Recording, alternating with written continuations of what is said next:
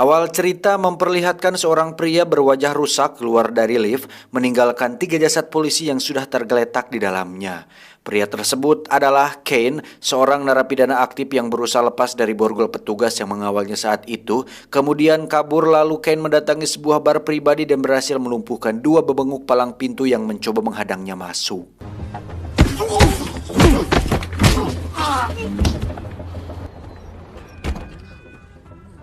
Enjoy. Sambil menikmati segelas bir, Ken mengamati sekitar kalau target incarannya sedang ada di sana. Targetnya adalah Lincoln, sang pemilik bar, pimpinan geng Orai Kadut yang sekaligus kakak kandung dari si Ken itu sendiri. Tetapi di sana hanya nampak beberapa orang anggota saja, di mana mereka sedang memperbincangkan peristiwa naas tadi malam saat satu nama anggota lainnya tewas oleh seorang pria gila. I realize he's had his fucking hand cut off by his nutter. Now just gone, vanished. Namun mereka cukup kaget karena Ken ternyata mengetahui perihal kejadian tersebut. Bahkan dia menceritakan dengan sangat detail saat si korban dibacok lengannya sampai buntung. Now that's bollocks.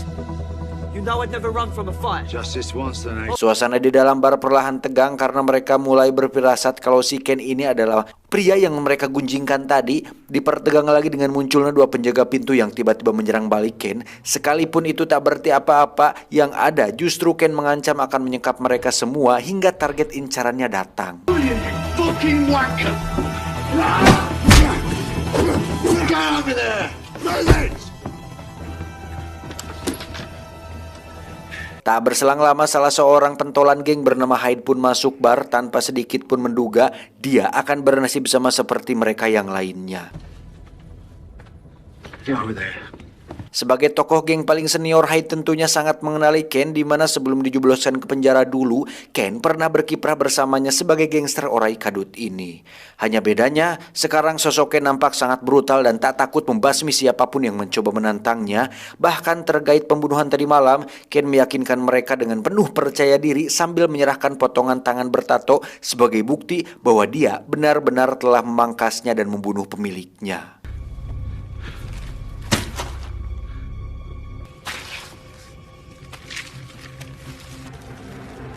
Jesus fucking Christ! You fucking man! Alhasil dengan segala bukti tersebut, raut ketakutan nampak jelas di setiap wajah mereka. Namun semua itu belum cukup bagi Ken jika belum tuntas membalaskan semua dendamnya. Dan satu-satunya cara yaitu dengan memanfaatkan peran Hyde agar Lincoln segera datang menemuinya di sana. You wanna know what I think? Get your phone out. You're gonna tell him to get down here right now. Yeah, it's me. I need you to come down to the jockey. Good boy. Di sisi lain, penyebab utama atas perubahan mental dan ambisi Ken sekarang ini tak lain akibat ulah saudaranya sendiri, yaitu Lincoln termasuk Hyde. Cerita itu terjadi sekitar 7 tahun silam, tepatnya pada masa karir Ken sebagai petarung MMA sedang menanjak. Sedangkan Lincoln yang menjadikan momen tersebut sebagai ajang perjudian yang akhirnya mengalami kerugian telak sebab Ken tak pernah mau mengalah dalam setiap pertarungannya. Itulah alasan Lincoln menolak memberi Ken pinjaman uang kecuali ia harus mengikuti perintah Hyde untuk menjamret tas milik seorang wanita dan harus menyetorkannya uangnya hari itu juga. This is the closest you're ever gonna get to me lending you money. Dengan sangat terpaksa Ken pun melakukan hal itu demi mendapatkan pinjaman uang dari kakaknya tersebut. Meskipun akibat selanjutnya Ken jerat pasal berlapis dan harus menekam dalam penjara paling mengerikan di Inggris. There's a reason why they call that place the meat grinder. Sejak hari pertama berada dalam penjara yang dijuluki penghancur daging itu, entah kenapa Ken tiba-tiba jadi sasaran penyiksaan dari para napi lainnya. Pukulan, tusukan, bahkan rahang giginya singkang, giginya rontok akibat disanekalkeun pada pangge baja.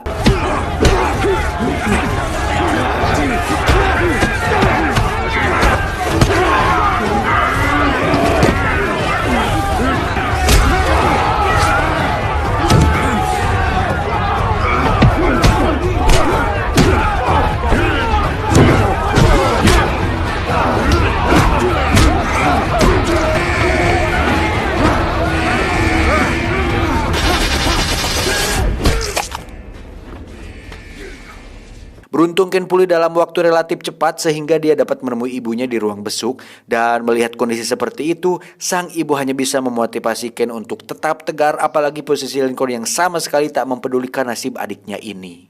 Lincoln don't talk to me about that sort of thing, you know. Lincoln does his own thing. Hari berganti hari ujian bagi Ken malah semakin menjadi. Alih-alih mendapat perlindungan, Ken justru dipaksa mempertanggungjawabkan perbuatan yang jelas bukan salahnya. Akibatnya dia ditambah masa tahanannya 1 tahun.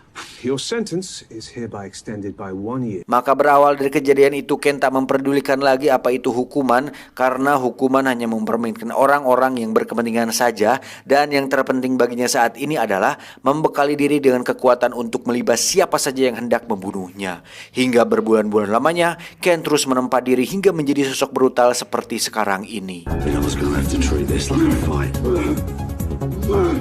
I had to change myself into something I didn't even recognize any. Turn myself into what you see before you now. Dan hal itu terbukti saat pertarungan kembali berlangsung di lorong jahanam tersebut, di mana kala itu Ken benar-benar mampu menerima rasa sakitnya dan mengkonversinya menjadi sebuah kekuatan hakiki. Ora, makishe, ya.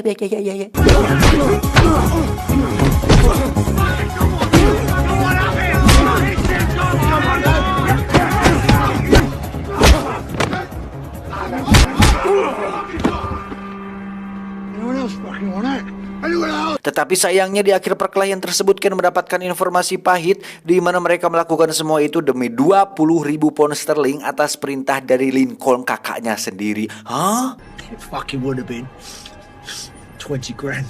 Itu sebenarnya penyebab kenapa Ken saat ini begitu dendam kepada Lincoln dan Hyde, karena setidaknya Hyde tahu jika Lincoln telah membayar orang-orang penjara untuk membunuhnya. Namun semakin lama di penjara, semakin banyak orang yang berusaha menyerangnya, maka semakin bertambah pula kekuatan Ken untuk tetap bertahan hidup di sana, hingga saat seorang napi menyiram wajahnya dengan cairan napalm, terbukti dia masih hidup meskipun lagi-lagi ujungnya dia harus menekam 2 tahun lebih lama di sana, ditambah 6 bulan kurungan isolasi. Mr. Burgess will be extended by 2 years. Fuck you. Dan selama itu kehidupannya di sana terus berkutat antara berlatih dan berkelahi, begitu saja terus menerus, karena itu merupakan bagian dari cara dia memperkuat dirinya. Ora.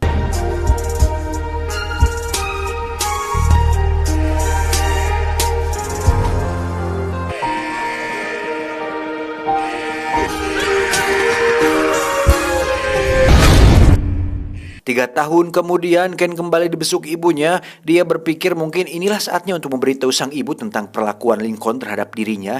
Akan tetapi rencana itu tidak jadi Ken lakukan mengingat ibunya tengah mengidap kanker dan dia sama sekali tak ingin menambah beban pikiran ibunya sendiri. Don't worry about that. Mum's nothing. Oh, go on.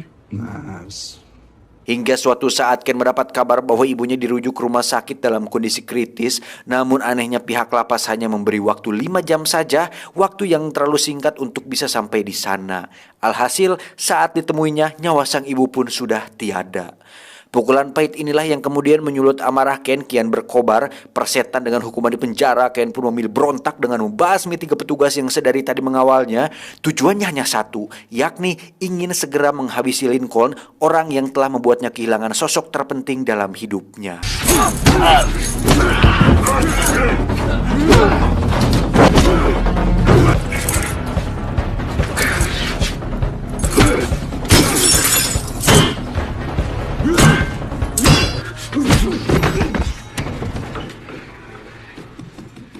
Di sisi lain, Hyde sangat mengagumi perjuangan Ken hingga bisa sampai di bar ini.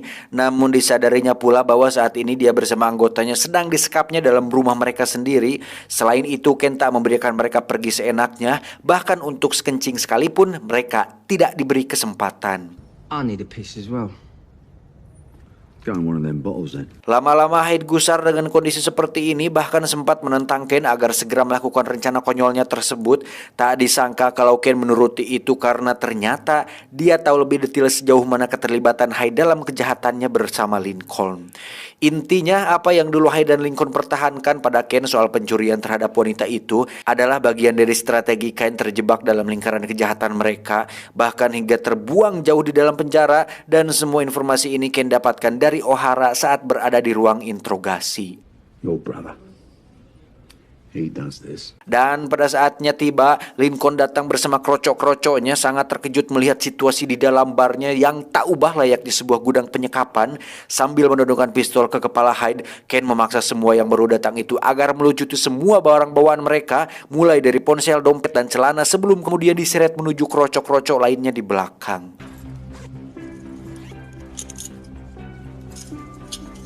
Go over there with the others. Sejauh ini Ken berhasil menguasai arena di dalam bar sehingga penjahat sekelas Lincoln pun dibuatnya melohok, ditambah sangarnya ucapan Ken yang bukan sekedar intimidasi belaka menjadikan posisi Lincoln semakin tak berkutik lagi. I've been living with the threat of violence hanging over my head 24/7. Baru setelah mengetahui beberapa anggotanya tewas oleh Cain, si Lincoln naik pitam dan mulai ngomong keras. Akan tetapi Ken tak membiarkan itu berlarut, lantas mencecar balik si Lincoln dengan membeberkan bukti-bukti kejahatannya selama ini. Told you a bunch of lies because he knew that you were gullible enough to fall. Seperti sudah tak ada lagi kasihan Ken terhadap kakaknya ini, sebab menurutnya dia sudah kelewat batas dengan banyak korban meninggal, bahkan ratusan orang tertindas akibat praktik bisnis haramnya. And all the other lives you've been ruining for years. Dan ketika si Hyde sempat-sempatnya mengelak, tanpa ragu Chen langsung menembak kepalanya di hadapan Lincoln dan para anggotanya. Sontak hal ini membuat Lincoln benar-benar marah dan mengancam akan membunuh si Ken. Fucking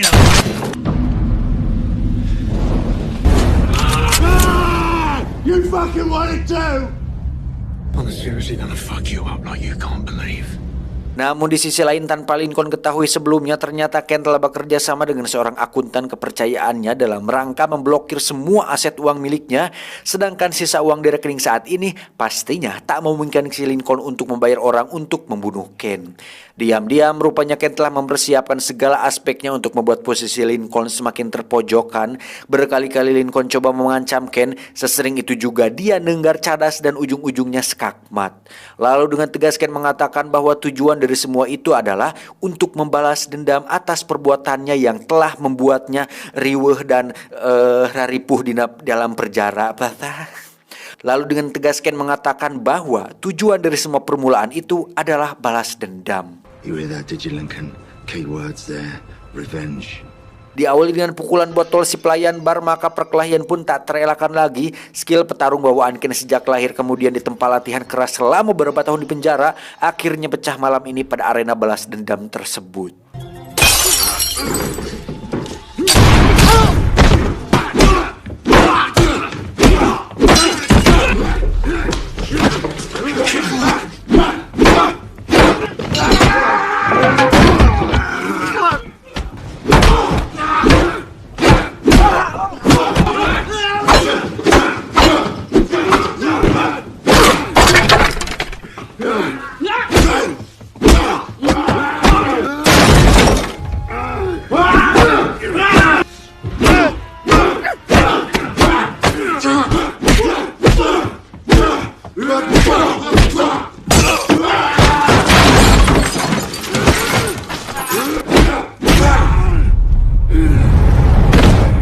Dan tak heran jika dia benar-benar mengungguli semangat patriotik anggota geng Orai Kadut ini, serta mampu menumbangkan mereka satu persatu. Dan setelah berjibaku dalam alotnya perkelahian berdarah, Ken sempat meredakan gejolak emosinya dengan seteguk bir. Dan sejauh ini dia cukup merasa puas dengan progres balas dendamnya yang pasti akan menjadikan Lincoln lumpuh dalam segala hal.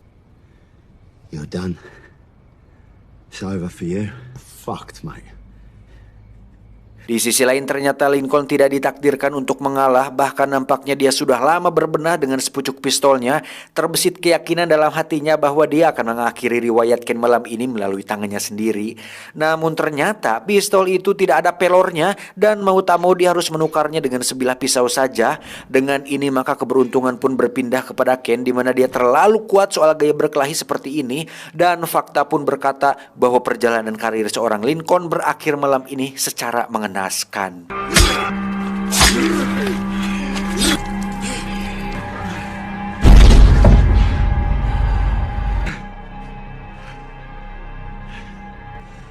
about the mess.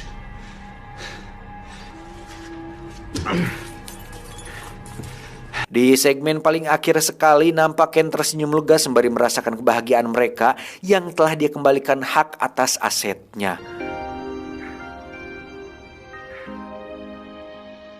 Tamat, ending yang cukup memboikakan. Lah kok boika bangsat?